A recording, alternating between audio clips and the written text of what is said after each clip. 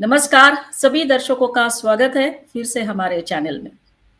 दिल्ली में जो bomb blast हुआ, उसके बाद इन्वेस्टिगेशन में जो एक-एक चीज़ सामने निकल कर आ रही है, उसको देखते हुए एक बहुत बड़ा प्रश्न चिन्ह हमारे सामने खड़ा है कि अंदर जो हमारे दुश्मन हैं, उनके साथ कैसे लड़ा जाए या उनका कैसे खात्मा किया जाए। बॉर्डर्स पर हमारी सेना तैनात है और हमारी सेना सक्षम है किसी को भी सबक सिखाने के लिए, लेकिन अंदर जो छिपे बैठे हैं और एक नया अभी वर्ड यूज हो रहा है सब तरफ, वो है व्हाइट कॉलर जिहाद। इसके बारे में हम चर्चा करेंगे। हमारे विशेष अतिथि देवेंद्र कुमार सर, जो राजनीतिक विश्लेषक है। सर, आपका स्वागत है। और आप क्या कहेंगे सर, व्हाइट कॉलर जिहाद अभी एक नया इन्होंने शुरू किया है, जो पकड़े गए वो सारे डॉक्टर्स हैं। नमस्कार वर्षा जी। ये वैसे अगर मैं कहूँ तो ये भारत की इंटेलिजेंस का बहुत बड़ा बहुत बड़ी उपलब्धि है ये, क्योंकि ये हुआ ऐसा है कि एक तो पहली बात ये है कि कल से ये आना शुरू हुआ कि उमर ने वहां पर जो ब्लास्ट किया, 3 घंटे दिल्ली में मस्जिद में गाड़ी पड़ी रही, फरीदाबाद से निकली थी। वो जो ब्लास्ट किया उसने, वो डर गया था। तो ये बहुत बड़ी बात है कि मैं तो खैर ये कहना चाहूंगा कि ये डर का माहौल बने रहना चाहिए। हम्म। और जहां तक ये व्हाइट कॉलर टेररिज्म की जो बात कही आपने, इससे आज पूरी दुनिया को सावचेत होने की आवश्यकता है। वैसे सावचेत होने की आवश्यकता तो उसी दिन हो गई थी जब अलकायदा सामने आया था, यस। क्योंकि वो भी शुरुआत जो आरंभ किया था, जिसने इसको चलाया, वो व्हाइट कॉलर्स ही थे। चाहे आप ओसामा बिन लादेन ले लीजिए, अयमान अल जवाहिरी ले लीजिए, they are white collars. Zawahiri surgeon था, डॉक्टर था वो। ओसामा बिन लादेन जो था वो सिविल इंजीनियर था। लोग कहते हैं कि बहुत अच्छा आर्किटेक्ट भी था। यहाँ पर अगर हम देखेंगे तो जो 92 में उसके बाद जो बॉम्ब ब्लास्ट हुए, मुंबई ब्लास्ट में जो हुए, तो वहां पर हमें जो अक्यूज जो मिले, जो अपराधी थे, वो चार्टर्ड अकाउंटेंट्स भी थे उसमें। यस यस, बिल्कुल। ठीक है। संसद पर जो हमला हुआ, भारत के लोकतंत्र के मंदिर पर जो हमला हुआ, वो अफजल गुरु, वो भी व्हाइट कॉलर था। तो ये शायद आज ये शब्द जो है वो कॉइन किया जा रहा है। वास्तव में इस शब्द का प्रयोग तो काफी पहले से, और विश्व को इसके लिए बहुत पहले से ही चौकन्ना हो जाना चाहिए। Yes sir. ठीक है, देर आए दुरुस्त आए।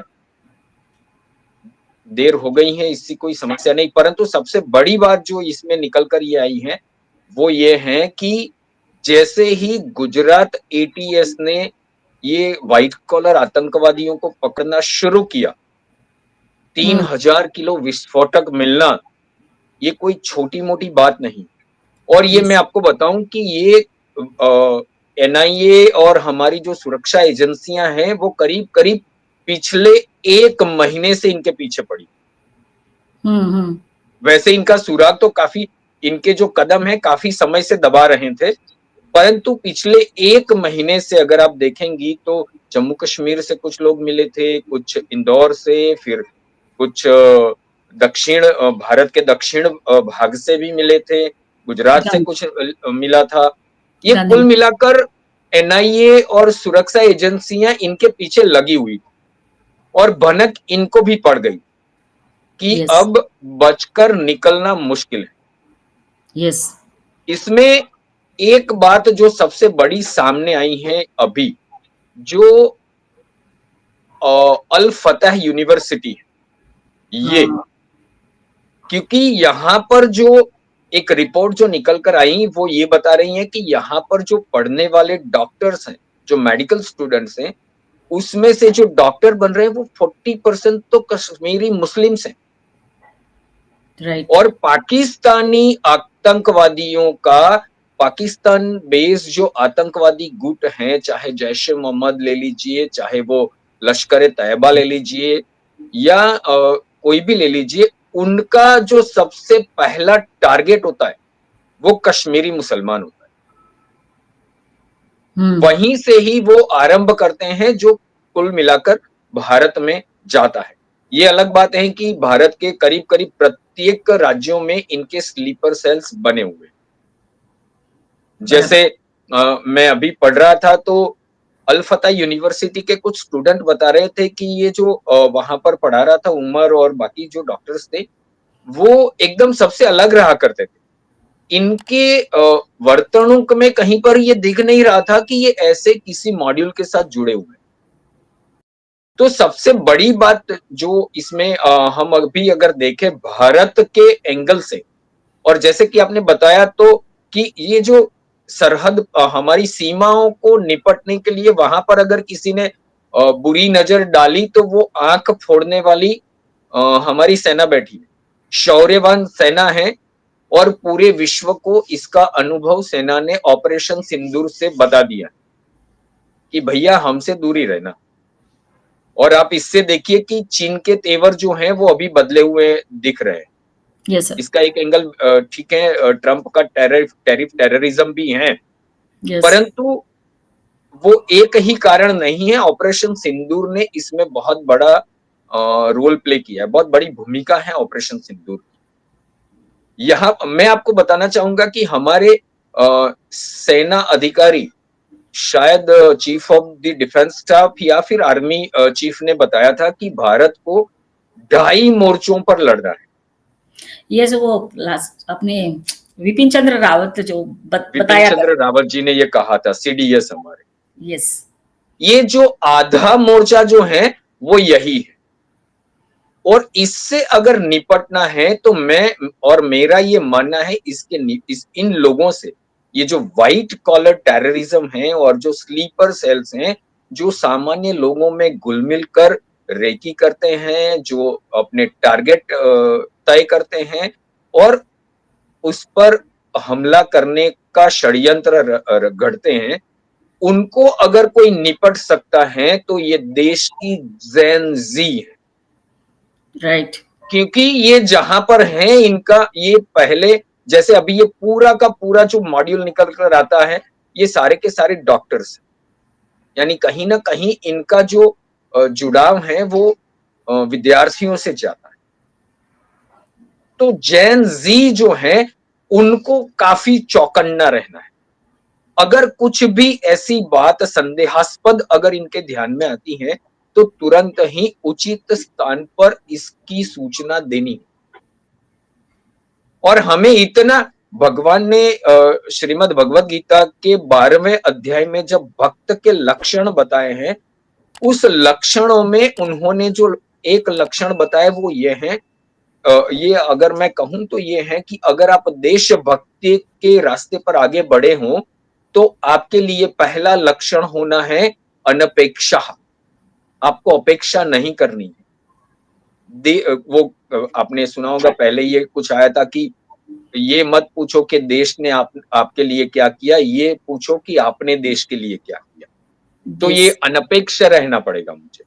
राइट। और दूसरा है कि ये जो लोग हैं इनको जो फंडिंग देते हैं, जो स्लीपर सेल्स है, तो उनको जो फंडिंग मिलती है वो है काला धन। तो इस विषय में हमें शुचिता दिखानी पड़ेगी। भगवान ने कहा है अनपेक्ष शुचिर, शुचिता दिखानी पड़ेगी। हमें जो भी खरीदना है, जो भी हमारे जो वित्तीय ट्रांजैक्शंस जो होंगे, लेन देन जो होगा, वो व्हाइट में होना चाहिए, वो नियमानुसार होना चाहिए, ताकि ऐसे लोगों के पास वो काला धन जाए नहीं। तो शुचिता दिखानी पड़ेगी। और तीसरा और सबसे अहम गुण जो है वो है दक्षा, यानी हमें दक्ष रहना पड़ेगा, क्योंकि भारत एकमेव राष्ट्र है जो पूरे विश्व को शांति का संदेश और शांति दे सकता है। Yes sir. भारत एकमेव राष्ट्र है जो टेररिज्म से काफी अफेक्टेड भी है, सहन किया है इसने, और ये जानता है कि टेररिज्म को कैसे निपटना है।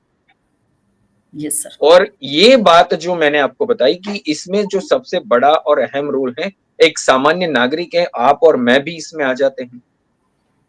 तो हमको अगर ऐसी कोई भी जगह, ऐसा कोई भी व्यक्ति जो संदिग्ध है, जिसकी गतिविधियां संदिग्ध हैं, जिसके एक्शन संदिग्ध हैं, तो ऐसे लोगों को हमें दक्ष रहकर उचित स्थान पर ऐसी गतिविधियां और ऐसे व्यक्तियों की जानकारी हमें भेजनी चाहिए, दे देनी चाहिए। Yes sir. सर दूसरी बात ये है, आपने जैसे बताया कि जो यूनिवर्सिटी है वहाँ पर ज़्यादातर जम्मू कश्मीर से स्टूडेंट्स आए थे। तो ये बात सर अब हमको सोचने पर मजबूर कर रही है कि जब हम पूरा प्रयास कर रहे हैं कश्मीर को अपने साथ मिलाने का, फिर भी कुछ जो लोग हैं वो अपनी आइडियोलॉजी या अपना जो फंडामेंटलिज्म है वो छोड़ने को तैयार नहीं है। तो ये जो पॉलिटिकल इस्लाम की बात हो रही है सर, इसके साथ कैसे हम लड़ सकते हैं सर आज?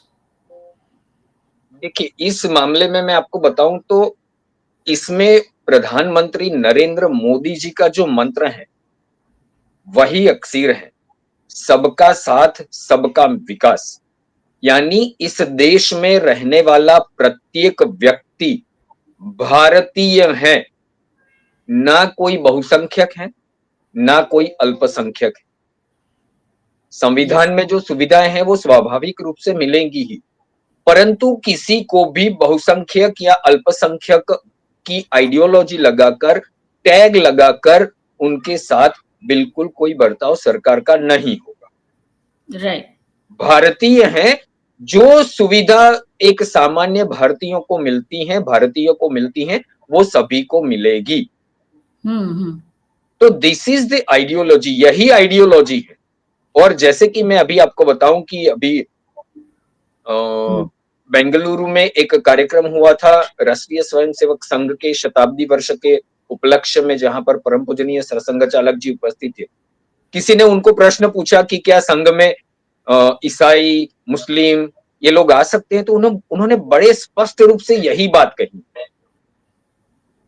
कि आप भारतीय हैं, भारत के पुरखे अगर आप मानते हैं कि वही आपके पुरखे, भारतीय संस्कृति आपकी संस्कृति है, भारत का सांस्कृतिक, भारत की विरासत जो है वो आपकी है, आप भारत माता को अपनी जन्मभूमि मानते हैं, उपासना योग्य मानते हैं, भारत माता को भारत माता मानते हैं, आप बिल्कुल, आपका अभिनंदन है, आपका स्वागत है। अब प्रश्न केवल इतना आता है, क्या आप अपने पुरखों को भारत के साथ जोड़ते हो या नहीं? मैंने अभी यस। किसी जगह पर मैं सोशल मीडिया देख रहा था, तो किसी जगह पर मैंने किसी व्यक्ति ने ये ट्वीट किया हुआ पढ़ा कि यहाँ पर देखिए ये बागेश्वर धाम वाले बाबा की यात्रा जा रही थी, तो वहां पर उन्होंने कोई नारा लगाया जिसमें बाबर का नाम था। तो भाई साहब, बाबर तो भारत का था ही नहीं। आप अपने मूल, अपनी जड़ें, अपना संबंध बाबर के साथ क्यों जोड़ते हो? यस। संबंध एपीजे अब्दुल कलाम के साथ क्यों नहीं होता? सर। संबंध अशफाक उल्लाह खां से के साथ क्यों नहीं हो सकता? संबंध हमारे शौर्यवान वीर अब्दुल हमीद के साथ क्यों नहीं हो सकता? राइट। यस तो सर। ये जो सारी बातें हैं, तो ये जो है रेडिकलाइजेशन अगर खत्म करना है, तो इसमें सबसे बड़ी बात ये भी है कि खास करके ये जो ये हम बिल्कुल मानते हैं कि आतंकवाद का कोई धर्म नहीं होता, हम मान भी लेते हैं, चलिए फ्रिक्शन ऑफ सेकंड के लिए मान लिया, लेकिन जो पकड़े जाते हैं उनके नाम देखकर तो धर्म पता चल जाता है। तो ये जो लोग इस धर्म के साथ जुड़े हैं, जो पढ़े लिखे हैं, जो एजुकेटेड हैं, उनके लिए अब ये गंभीरता से सोचने का समय आ गया है कि आप अगर पढ़े लिखे हो तो आपकी वफादारी इन गद्दारों ने, इस देशद्रोहियों ने आपकी वफादारी पर प्रश्नार्थ चिन्ह लगाना शुरू कर दिया है। आप उठिए, जागिए, समाज में जाइए, लोगों को बताइए कि हम भारतीय हैं, वी आर इंडियन मुस्लिम्स, हम भारतीय मुसलमान हैं, भारत के साथ हमारी जड़ें हैं। क्योंकि ऐसा ये जिस प्रकार से सारे डॉक्टर्स, आप सोचिए कि अगर कोई सामान्य व्यक्ति, कोई देशभक्त मुसलमान भी अगर जाएगा और अगर डॉक्टर मुसलमान हो, वो संदेह के दृष्टि से देखेगा उसको। ये इन देशद्रोहियों ने उन देशभक्त मुसलमानों के लिए भी संदेहास्पद स्थिति खड़ी कर दी है इस देश में। राइट। तो ये जो इस्लाम को मानने वाले लोग हैं, जो पढ़े लिखे हैं, उनके लिए अब आत्मनिरीक्षण का समय आ गया है। उनको ये देखना पड़ेगा कि हम कहां पर खड़े हैं, क्या हम इन लोगों को संरक्षण देंगे? राइट। अगर संरक्षण देंगे तो आप सोचिए क्या हो सकता है। आपकी भावी पीढ़ी को संदेहास्पद स्थिति में रख दिया है। भारत के इस्लाम को मानने वाले सभी लोगों को इन देशद्रोहियों ने, ये गद्दारों ने उनको संदेहास्पद स्थिति में रख दिया है। तो ये इस्लाम को मानने वाले वो प्रत्येक व्यक्ति के लिए जागने का अवसर है कि अब उनको जागकर इनके विरुद्ध खड़ा होना पड़ेगा। यस। उनको अब ये स्थिति जो जनरल विपिन रावत ने कही थी कि जो आधा मोर्चा जो देशद्रोहियों का था, उनको उस अपनी संदेहास्पद स्थिति में से बाहर आने के लिए इससे अच्छा अवसर अब नहीं मिलेगा शायद। स्वाधीनता के बाद भारत के मुसलमानों को मिला हुआ ये अवसर है कि आप जागिए, बाहर आइए और इनके विरुद्ध में खड़े हो जाइए। राइट। तो सर अभी प्रत्येक सामान्य मुसलमान के लिए। सर अभी तो ये बात आप जो कह रहे हैं बिल्कुल सही है, लेकिन सर अभी जिस यूनिवर्सिटी में ये पढ़ा रहे थे या काम कर रहे थे, वहाँ से इनको पकड़ा है और वहाँ ये काम कर रहे थे, तो मुझे ना सर याद आया सैयद खान जिन्होंने अलीगढ़ मुस्लिम यूनिवर्सिटी की स्थापना की और वहाँ से ही फिर ये टू नेशन थ्योरी निकली सर, और हमारा देश जो है विभाजित हुआ। तो इस तरह का काम, इस तरह की यूनिवर्सिटी में कुछ लोग ये जो रेडिकलाइज हो गए हैं वो कर रहे हैं, तो हम कैसे सर, ये बहुत बड़ा प्रश्न है कि कैसे इसको रोक पाएंगे? सबके सामने ये बहुत बड़ा चैलेंज है। हम देखिए, राष्ट्र के विरोध में अगर कुछ भी होता है तो मैं ऐसा मानता हूं कि वर्तमान सरकार जो है, प्रधानमंत्री नरेंद्र मोदी के नेतृत्व में जो ये सरकार बनी है, इसके सामने केवल एक ही बात है जो उनके लिए महत्वपूर्ण है, वो है देश हित। अगर किसी भी प्रकार के देश विरोधी कृत्य को देखेंगे तो उनको कैसे निपटना है, ये वर्तमान नेतृत्व जानता है। मैं आश्वस्त हूं कम से कम इस बात के लिए, क्योंकि वो भारत में किस तबके क्या क्या रिएक्शन होगा, ये इस बात को ये बिल्कुल नहीं देखेंगे, सोचेंगे तक नहीं कि अगर इनके ऊपर कोई एक्शन लिया गया तो भारत के नागरिकों में से कौन सा तबका कौन सी बात करेगा, ये इनके लिए बिल्कुल महत्व नहीं रखता। इनके लिए महत्व केवल एक ही चीज का है, वो है देश हित। यस। तो ये जहां तक सरकार का प्रश्न है तो ये है निपटने की, इन लोगों को अगर निपटना है तो प्रत्येक भारतीय को ये समझना होगा कि भारत जब जब भारत बनकर विश्व के सन्मुख खड़ा होता है, अपना सर उठाकर, तब वो हर एक बार ऐसा हुआ है कि भारत को नीचा दिखाने के लिए कुछ शक्तियां खड़ी होती ही होती हैं। तो भारत के सामान्य नागरिक को ये समझना होगा और उनको दक्ष हो जाना पड़ेगा, सतर्क रहना पड़ेगा कि ऐसी कोई भी गतिविधि, ऐसा कोई भी व्यक्ति अगर मेरे आसपास है, तो मुझे उनकी सूचना उचित जगह पर देनी होगी राइट, राइट, और यस, निर्भय होकर देनी पड़ेगी। यस। अन्यथा और हमारे जहां तक सामने। और एक बात बता दूं, जो ये शायद मैं पहले अल फतह बोल गया, ये अल फलाह है। हाँ, अल यूनिवर्सिटी फलाह, जो है वो अल फलाह है। यस, ये अल फलाह यूनिवर्सिटी जो है, तो ऐसी जो भी कोई यूनिवर्सिटी है जहां पर भी ऐसी कोई भी गतिविधियां हो रही हैं, तो वहां पर छात्र संघ कार्य करते हैं। विद्यार्थी, प्रत्येक पार्टी की विद्यार्थी इकाई है वहां पर कार्यरत होती है। तो ये भारत के प्रत्येक राजनीतिक पार्टी का भी दायित्व बनता है कि अपनी विद्यार्थी इकाई को ये बताएं कि अगर आपके ध्यान में ऐसा कोई भी संदिग्ध गतिविधि आती है, व्यक्ति आती हैं, तो तुरंत ही उसको सरकार के ध्यान में लाना होगा। जैसे आप और यहाँ पर मैं इसलिए बता रहा हूँ कि मेरे ध्यान में ये आता है कि ये जेएनयू में जब नारे लगे थे कि भारत तेरे टुकड़े होंगे इंशाअल्लाह इंशाअल्लाह, ये नारे लगाने वालों के पक्ष में भारत के कई बुद्धि, मैं इनको इन्वर्टेड कोमा में कू लगाकर फिर बुद्धिजीवी कहूंगा, खड़े हो गए थे।